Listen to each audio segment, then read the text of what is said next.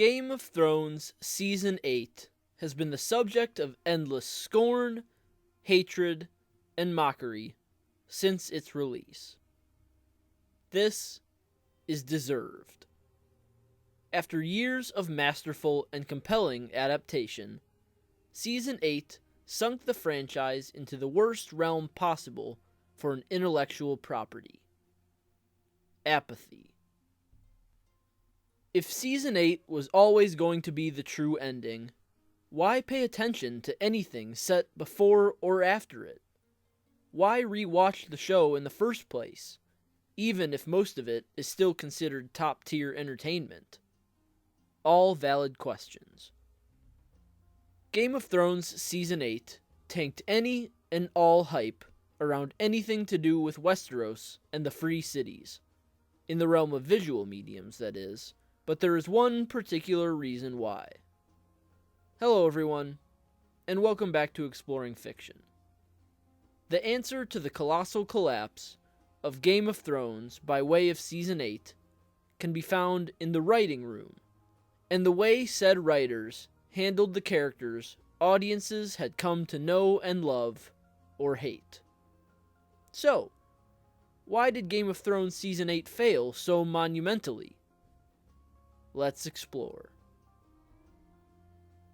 The most obvious reason, and a rather broad one, about how and why Season 8 failed was that it was rushed. Even creeping in throughout Season 7, events moved too quickly and lacked the subtlety, nuance, and reasoning that the show had possessed in seasons past. And in Season 8, this issue was pushed to the forefront. It seemed as though the writers and showrunners were bored of the series and wished to move on to other, newer things. Because of this, events made little sense, and the plot progressed because the writers needed it to, even if it meant that logic was abandoned. But worse, the rushed nature of Season 8 betrayed the characters.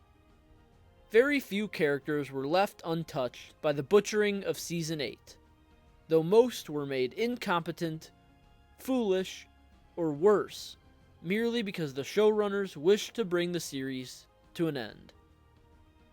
Since the characters mattered so much to Game of Thrones and were the main reason for its appeal, let's take a look at some of the most important characters, and how and why they fared so poorly in the final season. And just note, characters are listed in no particular order, as they all suffer from the tragedy that is Season 8. Firstly, Daenerys Targaryen. Though I personally found the path of her character to be adequate and maybe even correct, she was still rushed in her arc. The Mother of Dragons slowly growing mad and becoming an insane monarch like much of her family and ancestors, driving all who believed in her to grief, is an arc that has appeal. It probably even would have been accepted, especially by fans of the books. However, the way Daenerys falls from grace in Season 8 rings hollow and reeks of betrayal to her being. Like everything else, the writers rushed it. It made sense that Daenerys would slowly creep toward the precipice of madness, especially after the deaths of her most loved and trusted advisors, Ser Jorah and Missandei. But the audience was given little time to sit with this change. Sure, it was hinted at here and there throughout the show, but when it really mattered, the execution was too swift. So instead of feeling like the fulfillment of a tragic story set up by dozens of clues and hints, Daenerys' alteration into insane murderer was actually a slap in the face. A quick, hastily thrown together ending to her carefully constructed arc. Pivoting to another queen with a stake in the Game of Thrones, Cersei Lannister was not so much destroyed as she was simply misused, or not used at all. In the first few seasons, Cersei was a snide but cunning woman, working in the shadows to fulfill her wants and needs, and matching fiery quips with her brother and other small council cohorts. Even after her shameful walk of atonement, Cersei displayed her twisted resolve. In Season 8, though, all she did was stare dramatically down at her foes from great heights, her face graced with the same twisted smirk. What's more, she, along with zombified, dressed in all black Sir Gregor, appeared more as cartoon, mustache-twirling villains by the end of the show, lacking the depths of character present before. Cersei didn't really do much of anything in Season 8. Her character was thrown aside, a cardboard cutout of her former self. Speaking of characters that were useless, let's talk about the Night King. So rarely has a villain, a character supposed to be a great, creeping evil capable of so much, done so little when he actually enacted his plan. The Night King was cool and creepy for a bit, but when that novelty wore off, there was nothing else there. It was not the fault of the Night King himself, for what little he was given to do by the writers made him appear helpless and pathetic. He was killed in the first major battle he fought upon the mainland of Westeros. The only major impact the Night King had was killing Theon Greyjoy. That's it. His minions killed Beric Dondarrion and Ser Jorah, among others, but little else of great import occurred. The threat of the Night King was quelled in a single episode before he even had the chance to scour the Seven Kingdoms. And the long night was actually a swift dusk. The Night King basically meant nothing to the story, and was evidence of the writer's wish to conclude the series as fast as possible. The individual who killed the aforementioned Night King was Arya Stark, and while her character was not quite betrayed or butchered, she was misused. Arya spent the entirety of the show on the run and in hiding, growing up much too fast and learning that she could only rely on herself. In her pursuit of survival, she gained the knowledge and power of being a faceless man, part of an ancient order of assassins headquartered in Braavos. Arya enacted her newfound abilities upon her return to Westeros, outsmarting and killing members of her death prayer list, most notably Walder Frey. Yet, these powers never came into play in the big battles and conflicts of Season 8. Never once did she demonstrate why she went through so much hardship to learn to be a faceless man. Instead, Arya became a cartoonishly overpowered assassin, stretching the suspension of disbelief far past its limits. She killed the Night King, but did it require any action, thought, or plan which connected to her past character arc? Did she have to put on the face of a perished White Walker to sneak amongst his ranks so she could stab him in the back when it appeared the living fighters of Westeros were truly about to lose? No. Instead, she just jumped out of the background and stabbed the Night King with the Valyrian dagger. Sure, she beat the big bad guy, but the emotional, residual payoff was absent, especially because she felt like the wrong character to carry out such an important action. But more on that later. Moving on to another Stark woman, it's time to discuss Sansa. To be fair, Sansa's story arc as a whole made some of the most sense in the whole show, though the bar is assuredly quite low as Season 8 unfolds. She begins believing that the world is just like a fairy tale, but through horrible circumstances and situations, she learns that not only is the world grim, but it's an actively malicious place where one must always fight for him or herself. That being said, I believe the writers took Sansa Stark too far in the extreme. By the end of the show, I was actively rooting against her. She became much too bratty, snide, and unappreciative, and even disdainful of her own family. After all the Stark children went through, The natural path would be for them to be closer than ever once they reunited. But instead, Sansa grew jealous of Jon Snow and Daenerys, and suspicious of her own sister Arya. What's worse, her foul behavior was not only condoned, but rewarded. In the finale, when restructuring the Seven Kingdoms, Bran, now king, grants Sansa the rule of the North as queen of an independent kingdom. And nobody complains. Just because she's sister to the king doesn't mean she can do whatever she wants and get away with it. If any of the other kingdoms would have requested to secede, Bran would have denied. While the scene ended as though everyone was alright with the decision, the reality would have seen all the other lords and ladies up in arms that Sansa and the North could do what they wanted when nobody else could. The Seven Kingdoms would have gone right back to squabbling. But no. Sansa Stark, Queen of the North, merely because she wants to be, gets her way. And after the way she acted throughout the final season, no one in the audience is proud or relieved. Moving on, the definition of character butchery can be seen in the arc of Varys. In his final episodes, his behavior was the exact opposite of everything he'd ever done on the show leading up to that point. Not the fact that he decided to cast in his lot with Jon Snow after seeing hints of Daenerys' madness. That was on par. Varys only served the realm, of course. But after that, everything went downhill.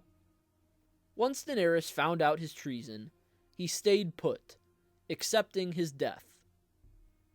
It makes zero sense, and it feels as though the writers forgot who they were even writing about. Firstly, Varys did not even have as much stake behind Daenerys as Tyrion. While it appeared as though Tyrion had placed his very will to live and belief in the world behind the Mother of Dragons, Varys merely backed her because he believed it was what was best for the realm. If he no longer thought that, why would he not return to his cunning ways, instead of waiting to be caught and killed? Why wouldn't he slink back into the shadows, from which he could attempt to manipulate events in the way he saw fit? Just because he made a promise to Daenerys that he wouldn't betray her unless he told her to her face, doesn't mean he wouldn't try to get away once he had done so. And so, a charming and endearing character was reduced to ash. All because, well, I don't know why. On a parallel, yet more bizarre path to the Master of Whisperers was the dwarf Tyrion Lannister. After killing his former lover and his own father in a fit of rage, and possessing no will to live, I thought Tyrion putting his entire heart, soul, and faith into Daenerys Targaryen was a decent decision on its own. Then, by turning evil, she ripped him apart, and that too was an adequate character beat, in theory. However, and this problem started before Season 8, to be fair, Tyrion was stripped of all his cleverness and cunning, self-admittedly his most important characteristic, and made to be a complete fool, making mistake after mistake after mistake. Of course, everyone makes mistakes, and surely Tyrion would have taken some time to fit into his role, but his blunders never ended. We're talking about the same man who once told Varys, Littlefinger, and Pycelle a different version of the same story merely so he could fool them while also tracking their allegiances. And this man in Season 8 couldn't even plan 2 steps ahead of his own stride. Tyrion Lannister lost all his wit, and it might have been because the writers behind the camera weren't half as smart as him. They lost the reins on their own character. The next character to fall into the spotlight was handpicked by the aforementioned dwarf, the sullen king Bran Stark, now Bran the Broken. As with many characters on this list, some of the ideas about Bran used in Season 8 had an inkling of potential buried deep under the drivel we actually saw. In the Cave of the Children of the Forest, Bran learned to harness his power and even became the Three-Eyed Raven, able to see history before his waking eyes as if he was omnipresent. This could, of course, provide him with the best skill set to be king, as those who forget history are doomed to repeat it. As someone who can see any and every bit of history he wishes, Bran could make sure he learns from the mistakes of monarchs past and see to a prosperous Westeros and beyond. Except, that's a good idea, and that would actually put his warg powers to use.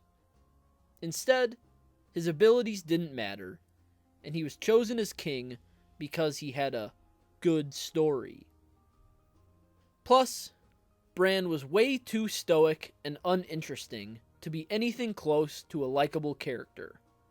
Sure, that started before Season 8, but the audience truly realized how insufferable and downright creepy he was by the end. He grew up way too fast off screen, and though time jumps can and have worked before, this one was just too much of a stretch.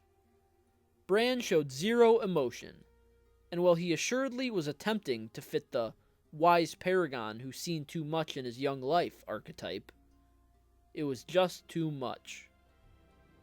He became off-putting and uninteresting as a result, and when he was granted the title of king, it seemed unearned and misdirected.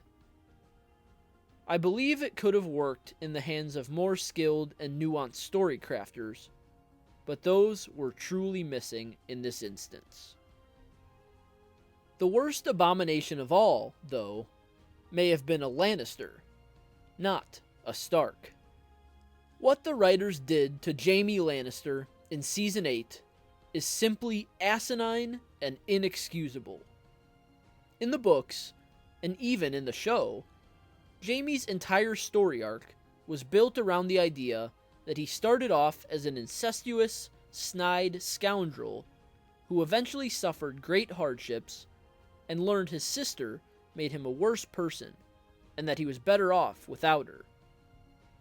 And in the books, there are even hints with the Valonqar prophecy that Jaime's arc might end with him killing Cersei. When Jaime finally slept with Brienne, it appeared he was finally where he was meant to be, even if the ways the writers got him to that point were quite sloppy. But, for some reason, or maybe no reason at all, he rode off after the long night to go back to Cersei and be with her. Why? Cersei deserted him, even lying about their baby by saying it was Euron's. What possible reason would Jaime have to go back to Cersei? None. The entire point of his character was to learn that his sister, his other half, made him worse in every way. The entire point of his character was to be forced to make the hard choice to break off from her permanently. There was literally no good reason for his pivot back to Cersei's side. It was a complete massacre of a character, defecating all over years of setup and hard work to make Jaime Lannister more interesting and complex than almost anyone else in the show.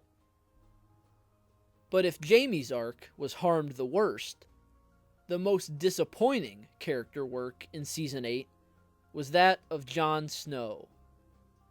In Season 8, Jon was reduced to a blubbering, whimpering simp and fool. For a man who'd emerged as the hero needed most in the war against the greatest threat, or what should have been the greatest threat, he was treated with disdain and even scorn by many surrounding him, and he flat out was screwed over by everyone and everything. Jon Snow was clearly built up throughout the earlier seasons as the character who was meant to kill the Night King, as of course they'd already somewhat met at Hardhome. no one else had as much personal experience with the White Walkers as Jon. So no one else could have possibly had as much a reason to seek their end. Sure, the threat of the White Walkers was all-encompassing and threatened everyone, but only through the efforts and constant vigilant pleading of Jon Snow did anyone else finally lend him an eye and an ear, only then learning that what he said was true. In fact, he was forced to risk his life beyond the wall just to bring back physical proof for the unbelieving eyes in the South. And still, he was belittled and cast aside by too many other prominent characters. Sansa and Daenerys in particular undermined Jon at every turn. I don't even mind that Jon would rather Daenerys serve as queen than become king himself. Some of the greatest stories involve men who do not wish to be king, and they often are best qualified to rule because of it. However, Jon cowed to Dany at every possible turn, and though their relationship was an inevitable and enjoyable aspect of the show, aside from its creepy implications, of course, Jon was much too submissive to Daenerys in every way. And then, when Jon finally stepped up and sacrificed everything for the realm he'd spent years protecting, not even his own family backed him up. His brother had just been made king, and didn't hesitate in allowing Sansa and the North to secede from the Seven Kingdoms, even though that action would surely be scrutinized and pushed back against.